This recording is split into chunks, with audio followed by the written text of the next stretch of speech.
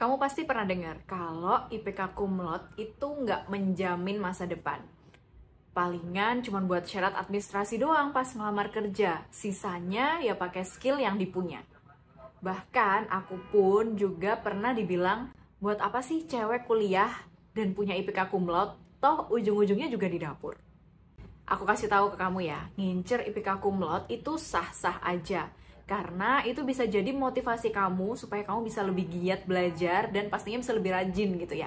Yang nggak boleh adalah kita menjudge atau menyalahkan pendapat orang lain ketika dia punya motivasi atau impian ngejar IPK kumlot. Toh tujuan kuliah masing-masing orang tuh kan beda-beda ya. Jadi ya sah-sah aja kalau misal punya tujuan IPK kumlot. Tapi dapat IPK kumlot tuh susah nggak ya? Bisa nggak dengan kuliah 4 tahun ngepas gitu, tapi juga dapat IPK kumlotnya?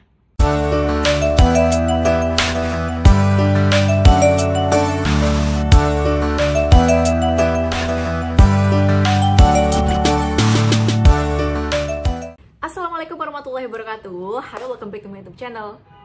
Punya IPK bagus mungkin bisa menjadi impian sebagian besar mahasiswa ya. Karena dengan IPK yang bagus atau kumlot itu menunjukkan hasil kamu selama ini pas waktu kuliah. Jadi menunjukkan kalau hasil kuliah kamu tuh maksimal gitu ya. Ada yang motivasinya karena pengen dapat kerjaan yang bagus, misalkan pengen masuk BUMN atau perusahaan multinasional lainnya, atau ada juga yang pengen punya IPK bagus karena bisa dukung perjuangan atau lanjut studi S2-nya, atau mungkin hanya sekadar pengen pakai selempang kumlot pas waktu wisuda. Siapa yang punya motivasi kayak gitu? Apapun motivasi kalian itu sah-sah aja. Motivasi boleh beda, tapi yang penting tujuannya kan tetap sama ya. Kalau kamu, apa sih motivasi buat dapat IPK kumlot? Tulis di kolom komentar bawah ya. Buat kamu yang mahasiswa baru, boleh juga nonton video aku tentang tips dan trik untuk melewati masa-masa kuliah di awal kamu masuk perkuliahan. Ini nanti aku taruh linknya di atas sini atau link di description box ya. Sebelum lanjut, sempetin bentar ya buat like video ini dan subscribe channel aku buat yang belum. Yang pertama, tentuin prioritas dan buat jadwal belajar. Prioritasin kegiatan-kegiatan yang memang mendukung pencapaian belajar kamu, kayak misal ngerjain tugas, atau mungkin belajar, atau mungkin yang menghadiri perkuliahan itu sendiri. Buat jadwal kuliah yang konsisten ya, supaya semua mata kuliah yang kamu ikuti itu punya porsi belajar masing-masing. Buat jadwal yang konsisten supaya di setiap mata kuliah itu punya alokasi waktu yang cukup buat kamu belajar. Walaupun menjadi mahasiswa itu bisa dibilang lebih bebas gitu ya, tapi bukan berarti kamu bisa mengabaikan pengalokasian waktu kamu untuk belajar. Karena memang jadi mahasiswa itu tugas utamanya ya tetap belajar. Contohnya, kamu bisa bikin to-do list harian atau mingguan yang memuat aktivitas belajar kamu, ngerjain tugasnya, belajarnya, atau mungkin untuk mengisi waktu luang kamu juga bisa include. Misal, di setiap hari kamu mengalokasikan waktu 2 jam untuk melakukan review materi atau belajar materi keesokan harinya. Yang kedua, ikut perkuliahan secara aktif. Dengan berpartisipasi aktif di perkuliahan, misal kamu ikut diskusi atau mungkin aktif tanya jawab, itu akan membantu kamu bisa lebih dalam mempelajari materi itu. Dan ketika kamu aktif berpartisipasi di kelas, itu akan membuat dosen juga bisa mengenali kamu.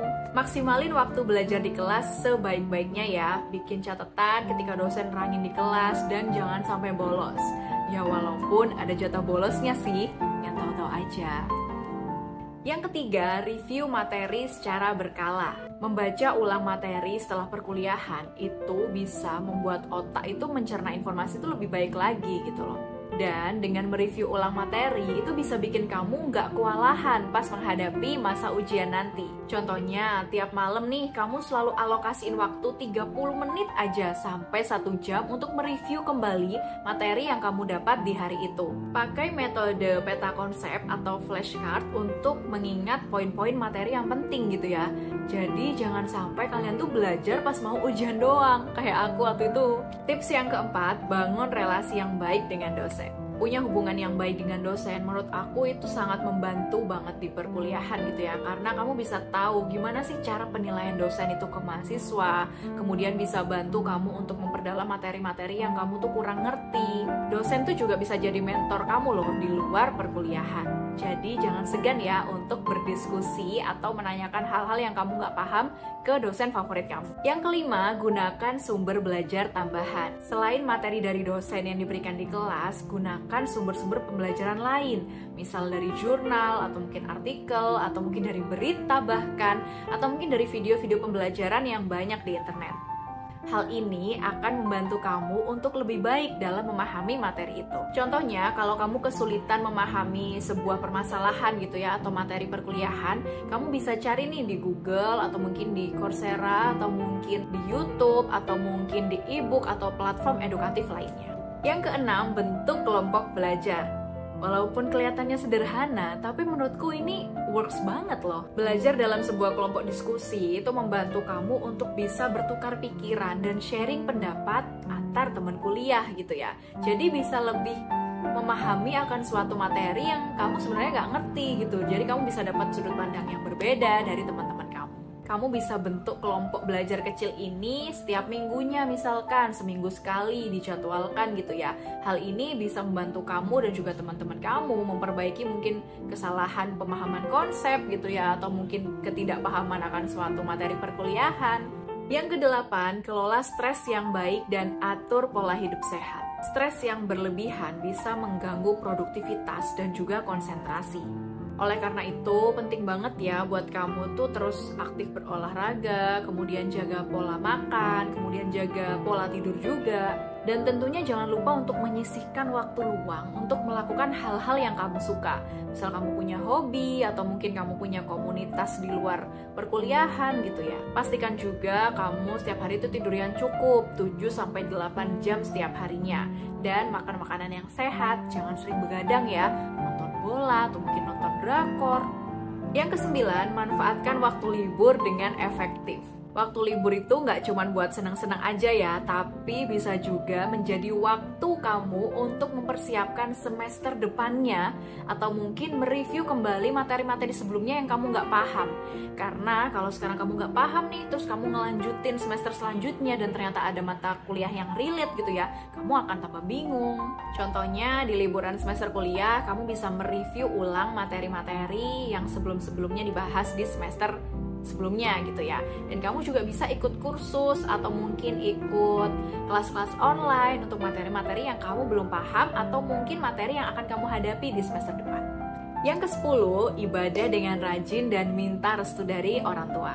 Last but not least, kita harus selalu melibatkan Tuhan dalam segala aktivitas baik yang mau kita lakukan. Gak lupa juga untuk minta restu dari kedua orang tua kita ya, supaya kita bisa diberi kelancaran gitu ya. Dengan ridho mereka kita bisa lancar mengerjakan tugas-tugas kuliah dan memahami materi-materi kuliah. Buat yang orang tuanya mungkin udah gak ada, jangan lupa untuk tetap kirim doa untuk mereka. Karena ridho Tuhan itu ya ridho orang tua juga. Nah itu dia 10 tips dan trik buat dapat IPK cum laude atau IPK tinggi dari aku. Ingat, gak ada kata terlambat untuk sungguh-sungguh belajar. Walaupun mungkin kamu udah semester akhir, tapi tips dan trik ini masih relevan kok buat kamu lakuin. Ya udah segitu dulu video yang bisa aku share ke kalian. Jangan lupa like video ini dan subscribe channel aku buat yang belum. Dan jangan lupa untuk share informasi penting ini ke teman-teman kalian. Bye-bye!